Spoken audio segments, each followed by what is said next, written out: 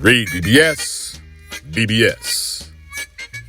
We got Joshua versus Dubois, September 21st in Wembley Stadium, London, England. The re-rise of Anthony Joshua and the re-emergence, the coming of age of Daniel Dubois. It's a bit of a domestic rivalry born out of sparring history between the two.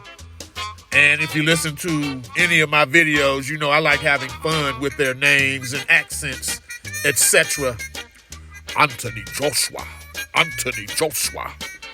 Daniel Dubois, They both had topsy-turvy, roller coaster ass careers. For AJ, the highest of heavyweight highs and the lowest of lows, possessing 3 of the 4 belts for several years. Massive UK crowds, Olympic gold in 2012. But then there's Joshua's one and only fight on American soil versus bad-built Andy Ruiz, where Joshua was bounced off the canvas repeatedly. And there's the back-to-back losses to Alexander Usyk. For Dubois, he was a promising prospect. He was thrown in against another touted fighter in Slow Joe Joyce. And surprisingly, Dubois quit due to an eye injury, willingly taking a knee and a 10 count. A couple fights later, there was the bout with Kevin Lorena, a cruiserweight, who bounced Dubois off the canvas 3 times. Dubois did manage to win, but he was dropped 3 times by a cruiserweight, which somehow earned him a shot at Usyk in the process. Go figure. Now, we got to give Dubois credit, and the Usyk fight perfectly encapsulates the topsy-turvy nature of Dubois. On one hand, we have the body shot, which Usyk faked. I don't care. I love Usyk, too, for becoming undisputed. He tried to bullshit his way out of that Dubois fight. He got hit and hurt with a body shot. He played it off, made it seem like it was low, and the ref was complicit in allowing Usyk to milk it. That was Dubois' moment. But in the same damn fight, after a jab from Usyk, who isn't a no-tits puncher, he just isn't, Dubois seemed to accept a safe spot on the canvas rather than fight his way through adversity. That's just how it looked.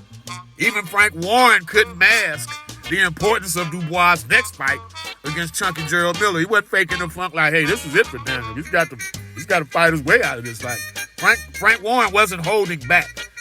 And with his own back to the proverbial wall, Dubois, he showed some moxie, admittedly. He showed some moxie against Chunky Gerald.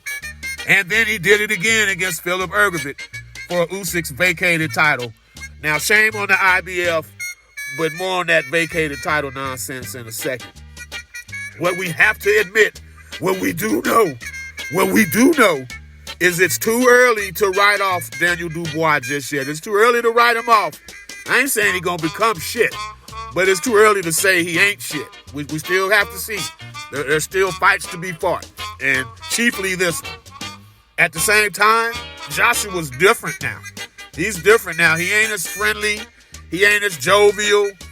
And the Ben Davidson effect on him is huge. Huge! Davidson, he downplays it. He says the only credit he's taking is like, well, the way we articulate what it is we want him to do. We set our game plan. He's as good as it gets when it comes to executing. That's all he'll really say.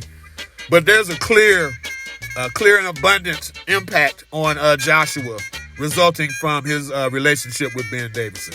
Joshua is in a better place, and he's a more dangerous fighter now. And boy, has he executed. Just ask Otto Wallin, KO5, and Francis Ngannou, who may never box again, KO2. With all that said, there's a level of fragility to both Joshua and Dubois, to both men. And that's what makes this matchup compelling and impossible to handicap with supreme confidence. Now, I'm taking Joshua, make no mistake, but you never know. You never know, man. You just never know. Riyadh season, Wembley, September 21st. This will be 6 weeks after Riyadh season, Los Angeles, headlined by Bud Crawford, August 3rd. All praise due to His Excellency Turkey Allah Sheikh.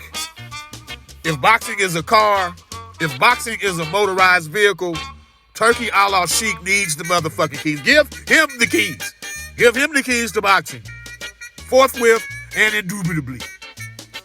Now back to the IBF. Quicker than you could say undisputed heavyweight champion, the IBF stripped Alexander Usyk. And again, Dubois fought Philip Ergovic for the vacant title, so now he's the belt holder. So, fresh off becoming undisputed heavyweight champion of the world, Usyk was stripped of the IBF title, and two motherfuckers he beat fought for his vacated shit. Like, make that make sense. Make that make sense. It's shit like that is why Turkey Allah Sheikh needs the keys to boxing. He needs the keys to boxing to eradicate idiocy as such. Joshua, he's aiming to become a free-time heavyweight champion, not three, a free-time heavyweight champion. Him and Dubois had a funny and memorable gloves-off sit-down. Dubois, God bless him. My man talks shit like a child, desperately trying to convince you that he's a tough guy. You can't intimidate me. You can't intimidate me. Who do you think you are? Who do you think you are? Meanwhile, Joshua's a cool motherfucker. Like, he got like a James Bond way about him. Relax. Relax. Relax. Don't disrespect me, Daniel. Don't disrespect me, Daniel. I'll throw this chair across your face, Daniel. I'll throw this chair across your face, Daniel. It was the most sophisticated and well-mannered shit talk I think I've ever heard. And I loved every bit of it. And the fight itself promises to be even more entertaining. Joshua, 28 wins, 25 KOs. Dubois, 21 wins, 20 KOs. Numbers don't lie. Enough said. REED-BBS, BBS. Blackbird Sugar, Bachelor's in Boxing Studies. Television! Fred Sanford of the Fistic Arts. When all is said and done, there's nothing left to say or do.